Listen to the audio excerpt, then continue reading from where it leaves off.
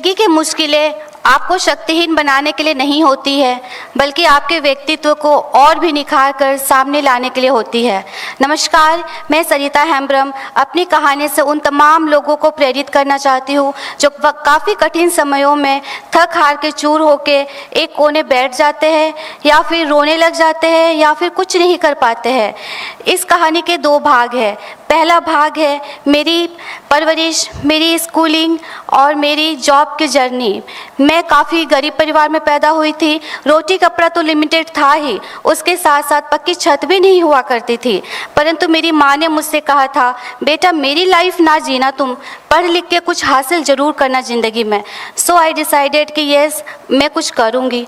उस वक्त नवोदय विद्यालय काफ़ी ही फेमस, काफ़ी रेप्यूटेड स्कूल हुआ करता था, बट वहाँ हर स्टेज के, हर लेवल के स्कूल के स्टूडेंट आया करते थे एंड वहाँ पर वो फ्री स्कूल हुआ करता था। बट वहाँ डॉक्टर इंजीनियर्स के भी बच्चे पढ़ते थे और काफ़ी हम्बल बैकग्राउंड्स के भी बच्चे पढ़ा करते थे। वहाँ मुझे काफ़ी बुलीज को फेस करना पड़ा regarding my Heights and my background. But मेरे पेरेंट्स हर मंथ मुझसे मिलने आया करते थे और मुझसे कहते, बेटा हौसला मत खोना, क्योंकि पढ़ाई लिखाई ही तुम्हें आगे लेके जाएगा। मैंने 10+12 में 80% सिक्योर किया एंड मैं सिलेक्ट हुई डिप्लोमा में। डिप्लोमा किया। डिप्लोमा के बाद मैंने टाटा के एक अच्छे ग्रुप में जॉब ज्वाइन करी एज अ जूनियर इंजीनियर, जो कि उस वक्त वहाँ ऑफिसर ग्रेड में ही था। काफ़ी महत्वाकांक्षी थी मैं। लड़कों के बैच में अकेले सेलेक्ट हुई थी, क्योंकि मैकेनिकल बैकग्राउंड में लड़कियाँ होती नहीं हैं। उसके बाद मैंने सोचा कि नहीं, यहाँ नहीं रुकना है, तुम्हें आगे बढ़ना है। सो आई डिसाइडेड क्यों ना प्रोफेशनल बीटेक ज्वाइन करूँ, जॉब भी कंटिन्यू रहेगा एंड मेरी पढ़ाई भी कंटिन्यू रहेगी। So I join professional BTech in mechanical background. अब जॉब चल रहा था, पढ़ाई चल रही थी, लेकिन मैं रुकी नहीं। मैंने गवर्नमेंट जॉब की तैयारी करी। 2014 में मेरा सिलेक्शन भारतीय रिजर्व बैंक नोट मुद्रण में हुआ, जो नोट बनाती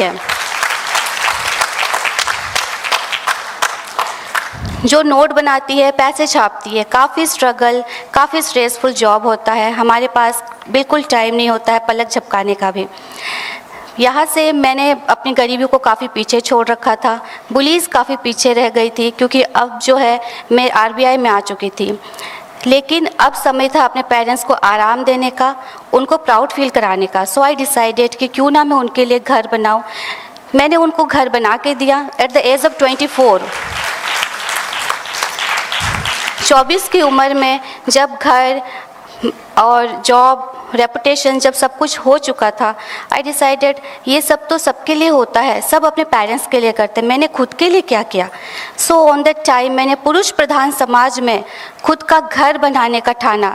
आज मैंने अपनी मेहनत और सेविंग्स और सूझबूझ से 5 BHK खुद का घर बनाया है। उसी दौरान मैंने रांची जैसे कैपिटल में एक अपना प्लॉट खरीदा है सिटी में एंड खुद कार ड्राइव करती हूँ, खुद की कार, गाड़ी। This is not a big deal कि कोई भी ले सकता है, बट एक ऐसे बैकग्राउंड से आके आपने ये सपने देखना और लेना, इसमें आपको बहुत कॉन्फिडेंस की ज़रूरत होती है। कई तानों से गुजरना पड़ता है, कई कठिनाइयों से गुजरना पड़ता है। इसीलिए आपको ज़िंदगी में अपना पॉजिटिव एटीट्यूड रखना है टूवर्ड्स द सिचुएशन कैसे भी हो सकते हैं, बट आपका positive attitude towards the situation, ये आपको जीत दिलाता है। अगर आप बारिश में छाता लेके निकलो और रोने लग जाओ, यार मेरा छाता टूटा हुआ है, इट्स नॉट। आप छाता फेंको एंड बी डांस। सो ये आपका जो है, ये सिचुएशन को जीतने का तरीका है। सब कुछ बहुत परफेक्ट था, सब कुछ happily, I was so happy, सब बहुत परफेक्ट था। सडनली 2018 जब सब कुछ हुआ, मेरी शादी हुई एक आर्मी के पर्सन से, that is a arrange marriage. शादी हुई, सब ठीक है। इन लॉज सबके ऑर्थोडॉक्स होते हैं, किसी का काफ़ी अच्छे का, सब मैनेजेबल है। हस्बैंड काफ़ी दूर रहा करते थे। He is a national player, वो नेशनल प्लेयर है आर्चरी के। तो काफ़ी इम्प्रेस्ड हुई मैं, चलो डिसिप्लिन्ड लाइफ रहेगा, विच आई लाइक द मोस्ट। तो हमारी शादी हुई, आई एम सो हैप्पी, ठीक है, सब डील है। अब सफ़र था माँ बनने का, क्योंकि एक औरत बिना माँ के कभी पूरी नहीं होती है। तो मैंने डिसाइड किया कि मैं अब कंसीव करूँगी, because physically, mentally, economically I am independent, I am prepare. So मैंने जब 2022 अक्टूबर में कंसीव किया, सब सही है। मैंने सोचा मेरी मदर मेरे पास आके रहेंगी, मुझे देखेंगी, बताएंगी, शी विल बी द नानी। बट ऑन दैट टाइम उनको कैंसर ने जकड़ लिया। वो कैंसर से गुजर रही हैं। इधर मैं डॉक्टर के पास गई, उन्होंने मुझसे कहा आपकी प्रेगनेंसी काफ़ी कॉम्प्लिकेटेड है, आपको इंजेक्शन लगाने होंगे पेट में आपकी प्रेगनेंसी को कंटिन्यू करने के लिए। I decide I will not abort the pregnancy, because जब इतने स्ट्रगल से आगे बढ़ी हो, लेट इट बी 9 मंथ। थोड़ा सा ही तो प्रार्थना है, थोड़ा सा ही तो त्याग है, थोड़ा सा ही तो है। और जब 9 मंथ के बाद मुझे लड़की ही चाहिए थी। पीपल विल से वाई लड़की, बिकॉज मैं अपनी ही तरह किसी और को बनाना चाहती हूँ। सो उस वक्त से ही मुझे पता था कि जो वो फूल जब 9 महीने बाद मेरे कोख में आएगी, she will say mama thank you for struggling for a lot. So तब मैं कहूँगी yes I struggled, I not struggle बेटा, I am be a happily mother for you on the time, I am a eagerly mother for you on the time. So ये उसे काफ़ी प्रेरणा देगा। खैर 9 महीने का सफ़र शुरू हुआ। 7वें महीने जब मैं प्रेग्नेंट थी, मेरी मदर स्टेज 4 को आ चुकी थी। आप समझ सकते हो, आपको जन्म देने वाली जा रही थी और आप एक नए जान को लेकर आ रहे हो।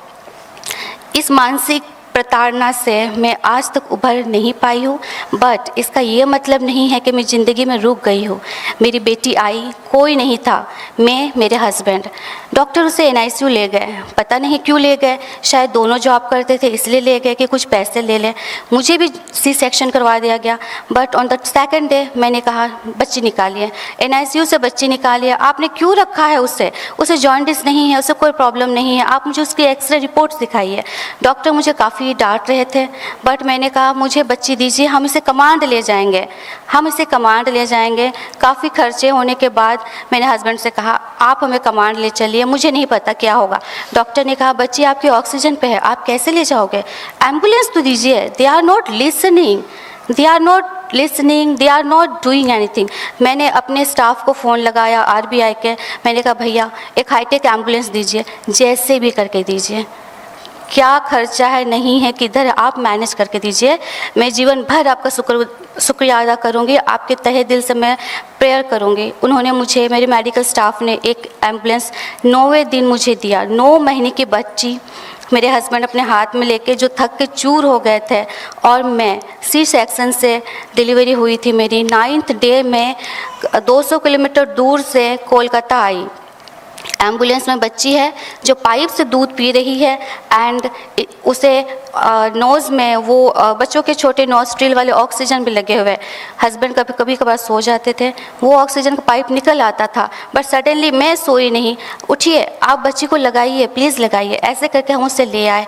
यहाँ जब हम आए तो NICU में हमारा काफ़ी अच्छे से केयरिंग हुआ। वहाँ के डॉक्टर्स, नर्सेस, स्टाफ सारे लोग आए, एंड उन्होंने हमें काफ़ी सपोर्ट किया, काफ़ी मोटिवेट किया कैसे बच्चे को हैंडल करना है। EBM एक टर्म है, मेडिकल टर्म है, दैट इज़ लाइक कि आपको अपना खुद का ब्रेस्ट पंप करना है मशीन से, और बच्चे को दूध पिलाना है एवरी 2 आवर्स। आपको 10 बजे जगाएंगे, आपको 12 बजे जगाएंगे, 2 बजे जगाएंगे, लेकिन आप C-सेक्शन हो, जिस टाइम आपको आराम चाहिए आप उस टाइम दौड़ रहे हो, आपके पास कोई नहीं है। 32 डेज़ के NICU जर्नी के बाद CT स्कैन, MRI, एवरीथिंग जब डन हो गया, पता चला बेटी को जो है टेफ है, that is a birth defect. किस्मत इतनी ख़राब, 1 mm, the size of a TEF is 1 mm only, and the TEF is the connection between the food pipe and the wind pipe, जिससे हम सांस लेते हैं, जिससे हम खाना खाते हैं, उसके बीच में एक ऐसा कनेक्शन होता है। जब वो दूध पीती है, वो दूध उसका लंग्स में जा रहा है।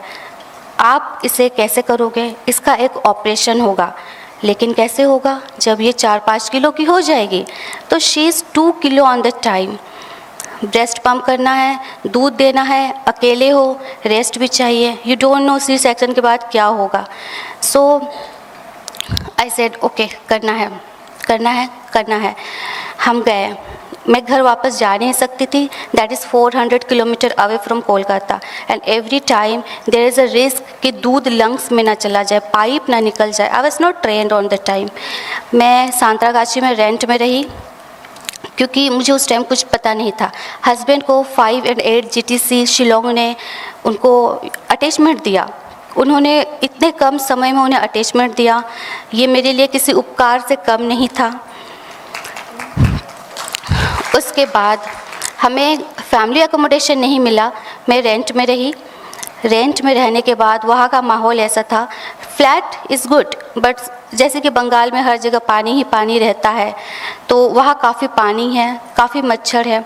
उस टाइम डेंगू का भी काफ़ी खतरा था.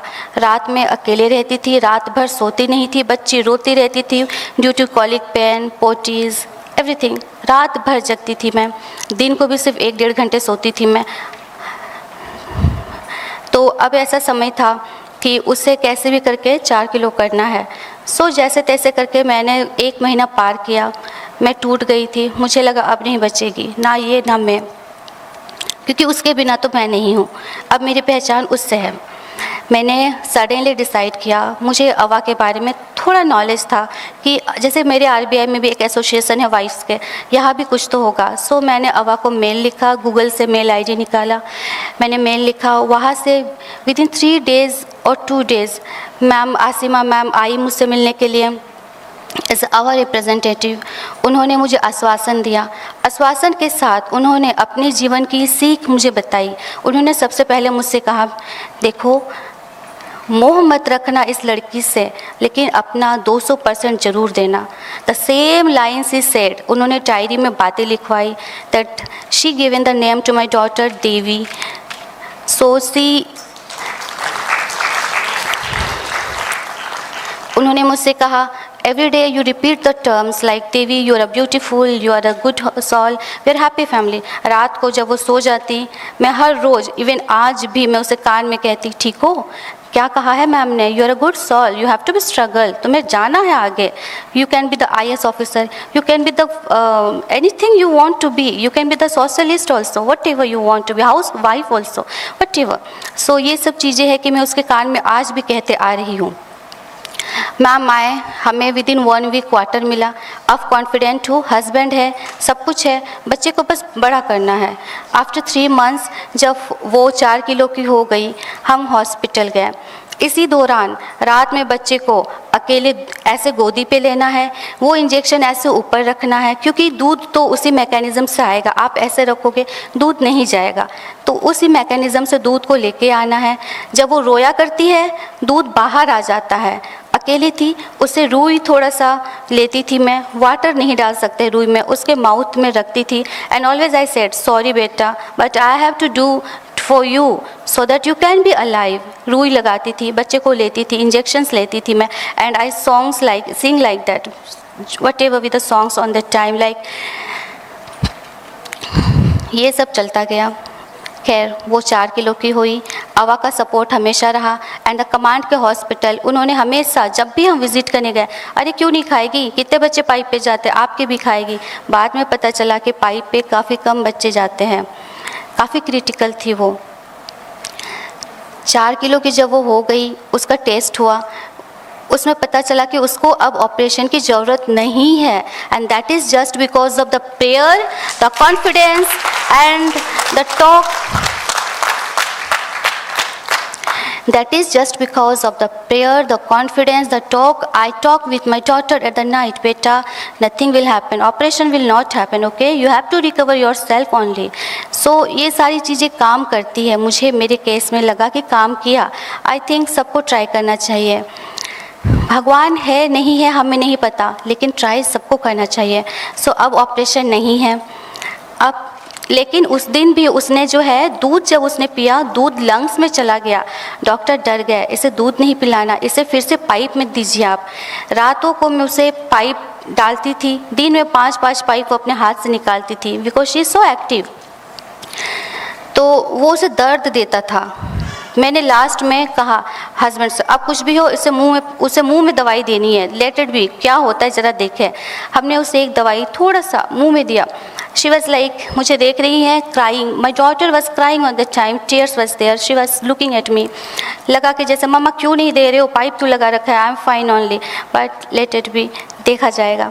इन्हीं सब चीज़ों को हम लेके आगे चले. हमेशा कहती थी देखा जाएगा. तो जब दिसंबर में उसका टेस्ट हुआ दोबारा, पता चला कि शी इज़ फाइन, दूध ओके जा रहा है, फाइन है. अब जो है वो मेडिकल कंडीशन से बाहर हो गई है. लेकिन जैसे कि बच्चे का वेट 0 to 6 मंथ ज़्यादा बढ़ता है और उसे दूध ही नहीं मिला, तो वो काफ़ी कमज़ोर थी. तो उसे थेरेपी देना पड़ा, काफ़ी थेरेपी, 15 दिन की उम्र से थेरेपी, क्योंकि वो सैलो नहीं कर पा रहे थे.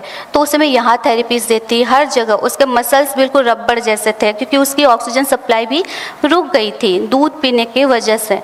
सो मैं उसको यहाँ पुल करके ऑक्सीजन, उसके जो है बॉडी को स्ट्रॉन्ग करती, काफ़ी मसाज करती. काफ़ी स्ट्रगल के बाद अब वो ठीक थी, घर ले जाने लायक थी, काफ़ी केयर एंड थेरेपीज़ के ऊपर. ये सब क्यों हुआ? क्योंकि अवा से रिप्रेजेंटेटिव आए मुझे मिलने, हौसला दिया, मेंटली एंड हॉस्पिटल के वाइज से भी दिया कि आपको कोई भी प्रॉब्लम है हमें बताएं. हॉस्पिटल के स्टाफ, डॉक्टर्स, उन्होंने भी काफ़ी ट्रेंड किया, पाइप कैसे डालना है, क्या करना है, सब कुछ. एंड ये एक माँ का विल डेडिकेशन था और मेरी बेटी का विल पावर था, इसलिए हम आगे बढ़े. परंतु इस जर्नी में मैंने अपनी माताजी को खो दिया और आज वो हमारे साथ नहीं है. मैं इमोशनल होके टूट सकती थी, लेकिन आई डिसाइडेड कि मम्मा पापा ने इतनी मेहनत करी है, आज मैं खड़ी हूँ. सो नो नो नो, टूटना नहीं है, आपको आगे बढ़ना है. लेट इट बी, देखा जाएगा. सो अब मैं जॉब करती हूँ एंड मेरी जॉब है 8 to 5 की. बीच में बेटी को देखने आती हूँ, अकेले कर रही हूँ. I don't have any relatives right now. So अकेले उसे थेरेपीज करती हूँ, थकती नहीं हूँ, आगे बढ़ती हूँ, फिर अपनी जॉब को कंटिन्यू करती हूँ. सो अगर मैं उस वक्त बुलीज़ को और अपनी विषम परिस्थितियों में रुक कर कहीं थक हार के बैठ जाती, मुझे स्कूल नहीं जाना, बच्चे मुझे बुलीज़ करते हैं, ये वो, तो मैं आगे नहीं बढ़ती, जॉब नहीं करती, हासिल नहीं करती. जब मैं प्रेग्नेंट हुई, अगर मैं वो 270 इंजेक्शन को भूल जाती, दर्द को उसको सहन नहीं कर पाती, तो मैं माँ नहीं बनती. अगर मेरी माता जी को याद कर कर के मैं रोना रोती, तो आज मैं टूट के हार जाती, शायद मेंटली डिप्रेस होती. मुझे पिल्स भी मुझे सजेस्ट किए गए थे, मैंने नहीं खाया, बिकॉज दैट वो आपको आदत दिला देगा. इन सब में मैं सबका शुक्रिया अदा करना चाहती हूँ, आवा फैमिलीज़ का, आसिम मेहमान स्पेशली, जो मेरे से मिलने आए, हर बार आए. जब भी मैं टूट जाती वो आते, मिलने आते. एंड डॉक्टर्स कमांड के, they are awesome, they are just awesome for each and everyone. वो हमें हमेशा सही सजेशन देते, हमें मोटिवेट करते, आगे बढ़ाते. और अब मैं मेरी बेटी को लेकर फाइन हूँ, हैप्पी हूँ, because she is calling mama. She is 11 month old only and I just want to introduce. I am so sorry, but उसके बिना मैं अपनी कहानी पूरी शायद ना कर पाऊँ. प्लीज़ लुक, एक बार उसे देखें. जाओ जाओ जाओ मैम, आई टेक जस्ट.